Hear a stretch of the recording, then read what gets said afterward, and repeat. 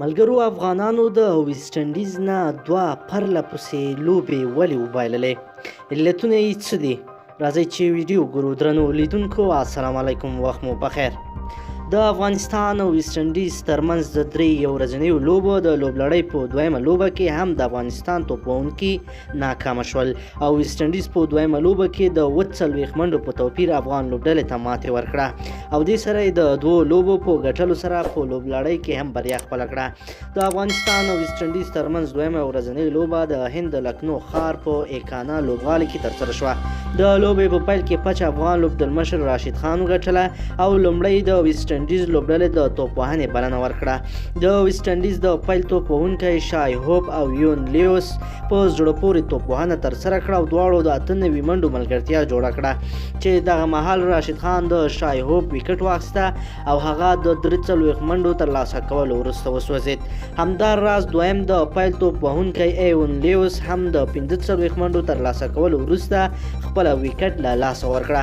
په نورو لوبغاړو کې نیکولاس پوران ښه وځلېده چې 80 منډې ترلاسه کړې. شمیرون هیماټر 34 منډې وکړې. د ویسټ انډیز په ټاکلو 50 اورونو کې د 9 لوبغاړو په سوځېدو 240 منډې وکړې.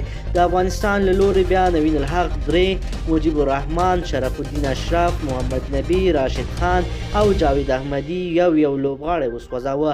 د 248 منډو د هدف په تعقیب کې حضرت الله زازي او جاوید احمدي د پیل توپ وهنې ته ووتل، خو د پیل توپ وهونکي یو ځل بیا د ښو منډو په جوړولو کې ناکامه شوه.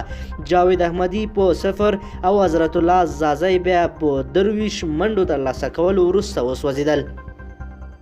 د افغانستان لپاره تر ټولو زیاتې منډې نجیب الله زدران ترلاسه کړې چې په 66 توپ وهنو یې د 1 شپږیزې او 4 څلوریزو پر مټ 50 منډې وکړې. همداراز رحمت شاه 33، محمد نبی 32 او اکرام علي خیل 19 منډې ترلاسه کړلې. افغانستان په 45.4 اورونو کې د ټولو لوبغاړو په سوځېدو 200 منډې وکړې او د 40 منډو په توپیر یې له ویسټ انډیز لوبډلې څخه ماتې وخوړله. د ویسټ انډیز لپاره شیلډن کوټریل، روسټون چیس او هایډن والش درې لوبغاړي وسوځول. د لوبې د غوره لوبغاړي جایزه نیکولاس پوران ترلاسه کړه.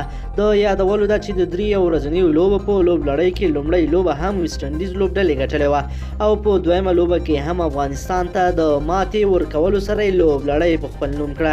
دا په یو ورځنیو لوبو کې د افغانستان پرله پسې 11مه ماتې ده. د افغانستان او ویسټ انډیز ترمنځ د یو ورځنیو لوبو دریمه یا وروستۍ لوبه به د نومبر پر 11مه نیټه ترسره کیږي. ملګرو که تاسو کوم نظر لرئ چې دا لوبې ولې بایلي نو موږ سره حتما شریک کړئ ترڅو یې موږ لوړ پوړو چارواکو سره شریکه کړو. مننه له تاسو نه.